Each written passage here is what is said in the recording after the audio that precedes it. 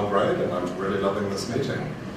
So, having started with that kind of nice introduction, I'm going to try and make myself a little bit less popular to people by kind of making an argument for eugenics, which sounds like, you know, I don't know, how many, have we got a quota on the number of Trump references?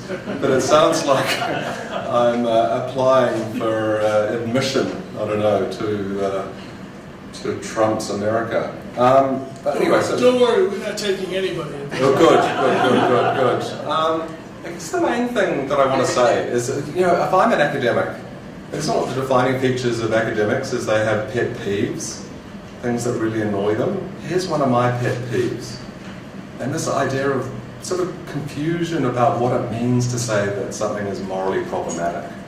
When you say that something's morally problematic, you're not saying that it's morally wrong. You're saying it's a problem, and we need to think about it. Premeditated murder is not morally problematic. It's just wrong. I mean, it's not a problem. You don't need to think, oh gosh, premeditated murder.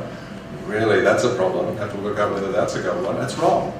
So I want to say that eugenics is morally problematic in the sense that, I mean, it involves a practice that is kind of intrinsically dangerous whenever you're doing it. I suppose there are some problems that you solve. You know, I like to think of moral philosophy as kind of making some kind of progress. You sort of say, well, we've solved that problem. We don't need to think about it much more. I mean, we know slavery is bad. Let's not relitigate that. We know it's wrong. There was a time in which it was morally problematic. We solved that problem. So I want to suggest that eugenics is morally problematic, and it will continue to be so because it involves, I don't know, choosing who gets to exist. But I also want to say that there are practices within eugenics that are morally defensible. In fact, we're already practicing eugenics. I mean, we're practicing it using a powerful tool called pre-implantation genetic diagnosis, which I'll talk about. And it's much better, given that we're going to make a case for that actually being eugenic, the way it's used, it's much better that we recognise it for what it is. So I don't want to be, I mean, one of my themes is basically, I think it's really important to recognise the difference between moral philosophy and marketing. So when you have a morally problematic practice, you should present it in a way that makes its risks and dangers obvious. I mean, if you're marketing, I just want you to buy this product. If there's a problem, let me obscure it.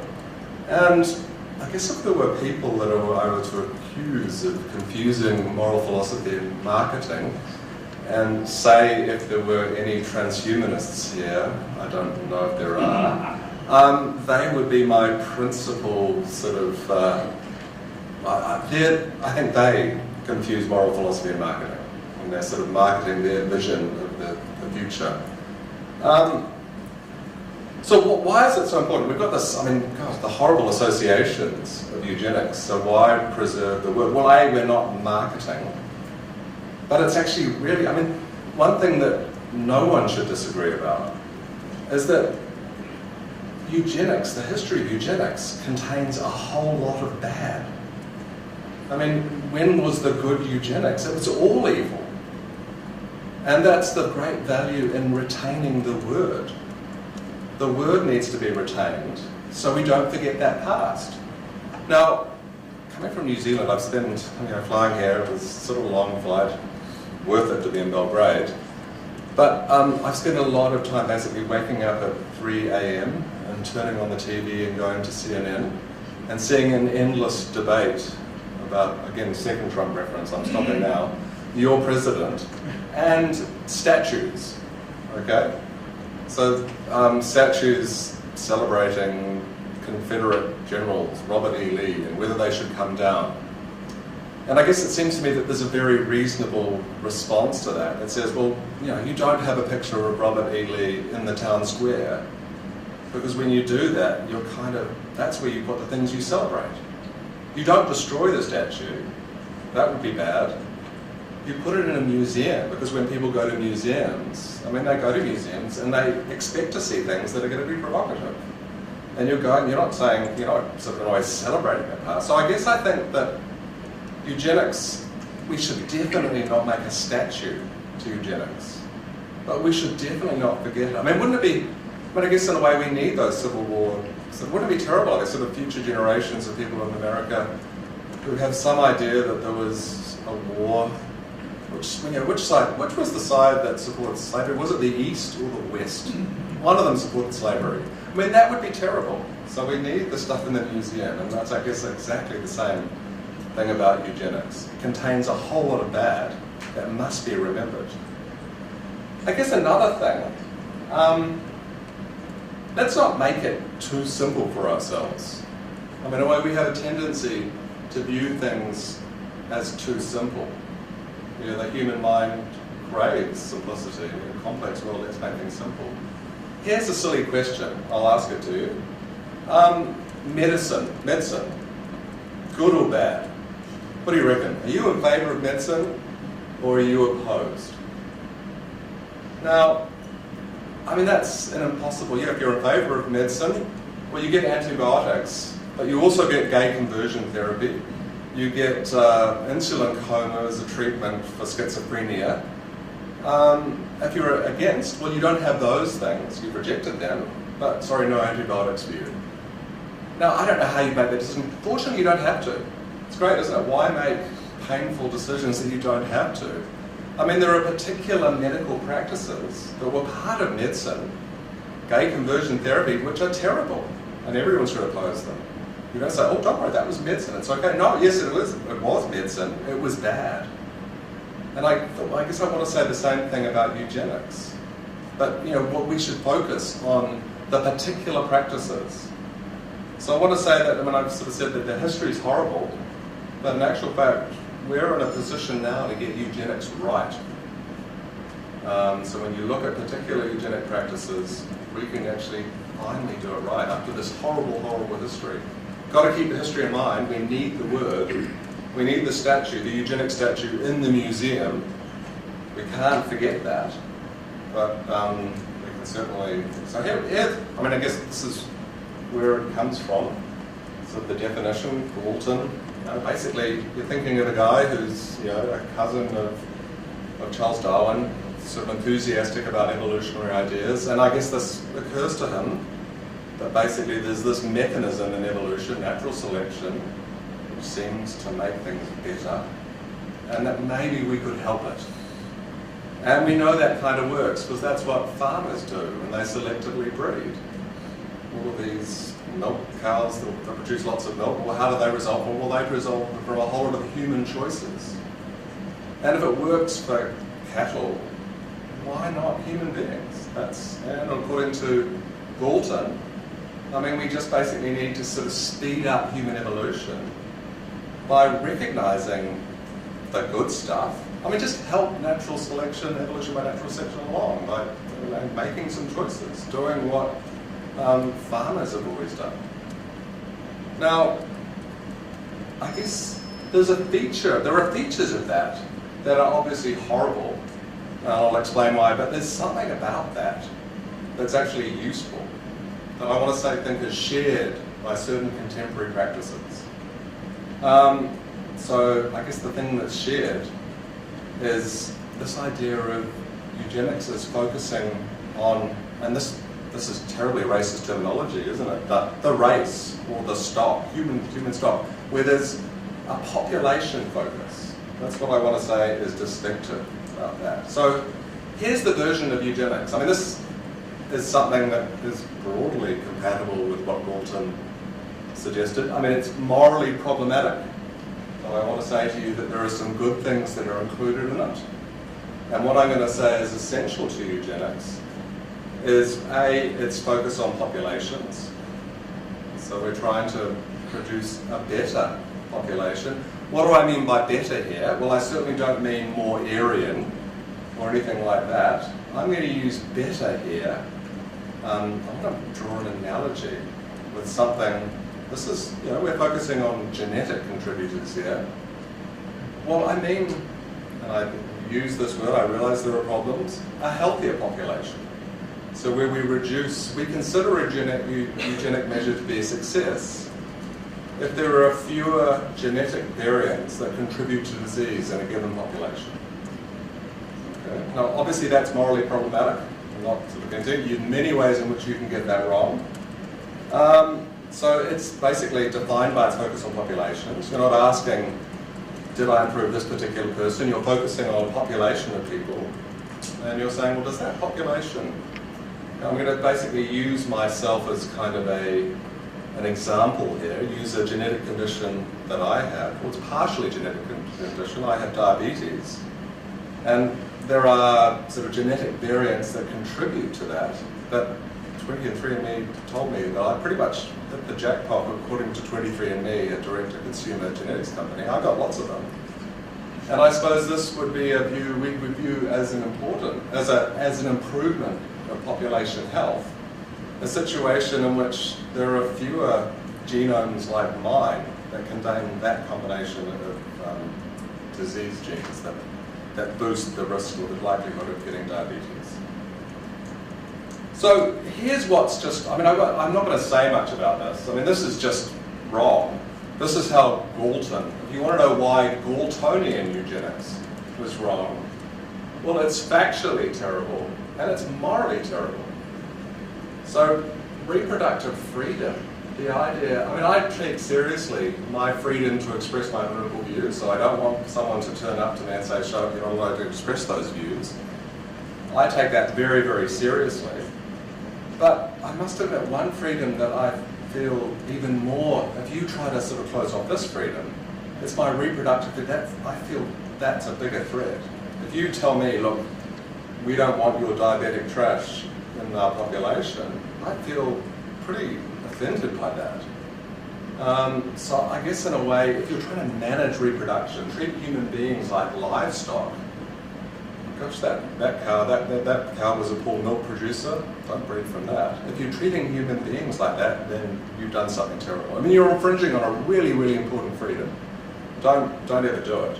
And also, I guess the sort of simple, lazy idea that basically you've got sort of go back to Walton, well, who are the best people? Who are the people we need more of? Well, they're the people, it's basically sort of an empowerment, an expression of your prejudices. The people at the top and the people with white skin, they're the best ones. Don't they rule the world? That's where this comes from. There's no support for that. And I guess we know that.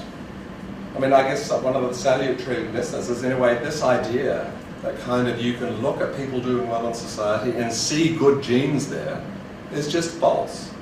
So if you're focusing on disease contributors, one of the things when I actually sent my spit along to 23andMe and they sent my report back, it was a bit of a shock. I'm a mess. It's just total mess. But the good thing is, good thing is, but it's maybe not so good, you're all messes too.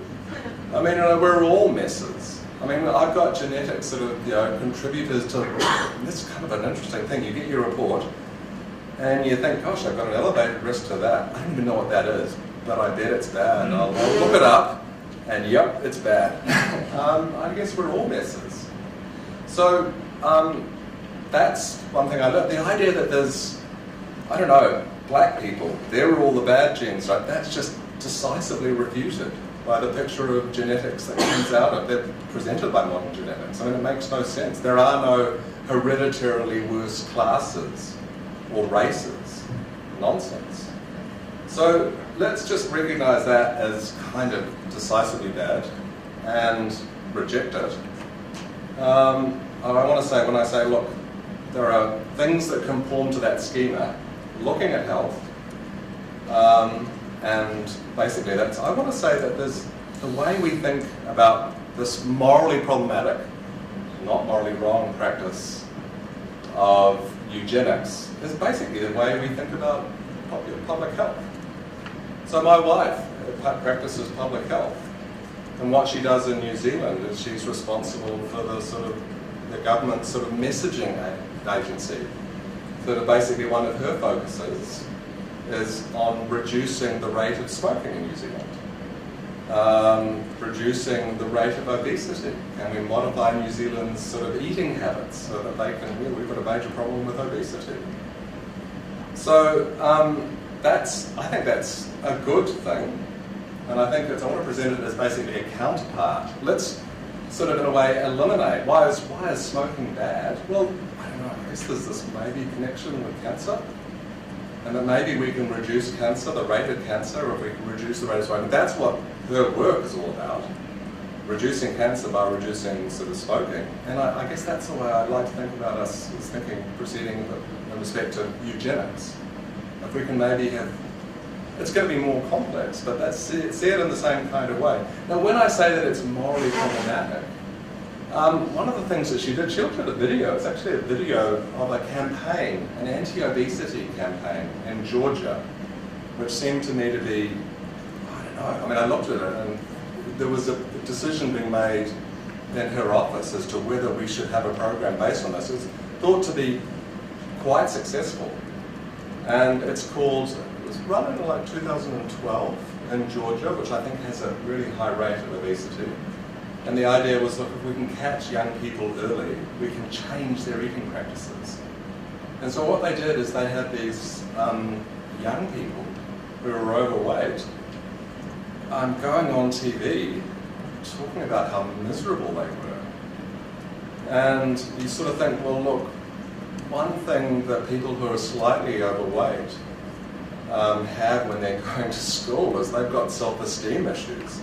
So let's amplify that in the hope that basically we can, I don't know, let's make your life so terrible that you'll lose weight.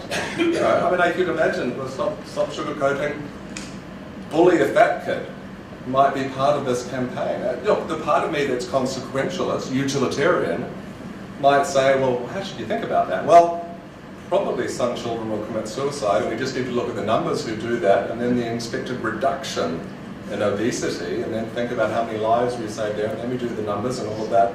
No, I mean, I guess I gave a talk at the first conference all about moral hedging, and that's a case in which I think, gosh, yes, I do believe in utilitarianism. I would like to see, I support reducing obesity rates, but I'm not prepared to do that. I mean, I don't know, let's make young people feel really bad about themselves for being fat.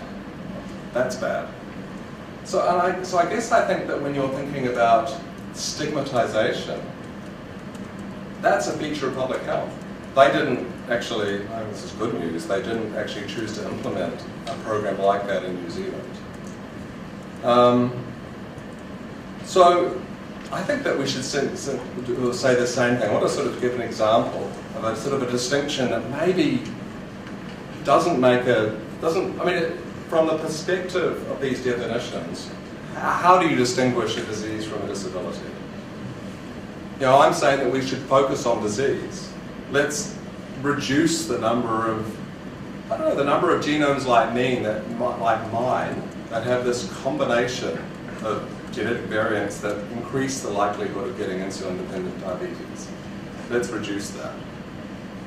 Now, I guess there are a lot of people out there who have kind of a legitimate interest in their biological dysfunction, their disability, and who would feel threatened by that. And I acknowledge that. So when people talk about the deaf culture, you know, don't treat my deafness as a disease, I support that. I mean, I'm in favour of that. I mean, these are problematic cases. When you've got a problematic case, don't make them your first priority. But there are some cases of disease which are not so problematic. So I guess I thought I'd basically tell you a little bit about my relationship with my disease. So, diabetes, it's really boring. It's really boring and kind of life-shortening, and it's just unpleasant. I mean, if you look, I'll just here are some cool diabetes. I mean, it's boring and it's really uncool. Man, it's uncool. So I kind of like, as I watch that, here are some cool. You've got a Supreme Court justice. I'm slightly embarrassing that I know this, but on the far side is Crystal Bowersox, who was an American Idol contestant. You know, I'm looking at these, and there's Halle Berry there. I mean, my self-esteem is going up. It's good for me. And in a way, if you were to say we can cure your diabetes, I was Sonia Sotomayor, who's Supreme Court Justice at Diabetic, and it was quite exciting for me to discover, gosh, I have this link with this unexpected person. And I sort of thought, gosh, there's a feature of her day. I mean, I don't know much about her.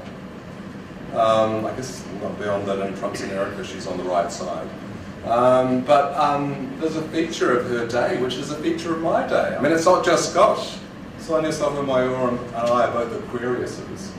I mean, this is a major part of her life that I share, so I do feel a connection with her. And if someone were to come along and cure diabetes, well, we'd just both be former diabetics. That connection would be lost. And I feel the poorer in that respect. I mean, it's not so fun to be just a former diabetic. Okay, almost there. So, but I guess I must admit, when I asked the question about PGD's eugenics, I mean, if you ask it, I mean, one of the things that I feared if I had kids, I just didn't want them to have this disease. I'm voting. This is my own personal statement about my attitude to disease. I don't view it in the way that people who advocate for death culture view deafness. I'd like it to be cured. I mean, if someone in Belgrade's got a cure, please, before I go, it would be great for me. And I'd lose all these things. The value of community, there's definitely a community in diabetes. I'd lose that. But when I make that decision, I have I definitely don't want my kids to have it. So here's the thing. I mean, I guess, look, I mean, they make me feel good. They also make me feel that diabetes might be potentially, or at least not cool, not incompatible with coolness. That makes me feel better. Now, when I say that this PGD is eugenics, I mean, there's another way, pre-implantation genetic diagnosis. I mean, it certainly doesn't exist for diabetes. I'm using it as an example because I have it. And why? Well, you're hearing from somebody who's got diabetes, so I'm going to talk a little bit about myself, and sorry. But I guess if someone, I mean, when we have pre-implantation genetic diagnosis, and what I say goes for CRISPR too, and then we should use them to reduce the incidence of disease in the population. If we can reduce the number of people who carry this combination of genes, genetic variants that boost your susceptibility to diabetes, that would be a good thing. And I guess in a way when people say, well, okay, it's not all about reducing disease, aren't these technologies all about freedom of choice? I suppose my idea is that if you were to tell me, look, if this was all about freedom of choice, shouldn't we let people be convinced by the coolness of these diabetics to say, I want to select for diabetes? Sonia Sotomayor, cool. And part of her coolness is maybe that she has diabetes, and if I can raise the probability of my child having diabetes, yep, is it over? Or, okay. Anyway, I'm saying no. And it's perfectly legitimate for society to say, well, look, you're not required to do it, but when you use these tools, use them to reduce the incidence of disease. So there you go. What's in a word? Wouldn't it be terrible to have a syphilis researcher who'd never heard of the Tuskegee syphilis experiments? One way to forget about them is to change the words. Keep the word, eugenics, horrible things done in its name, but don't lose the word. Thank you.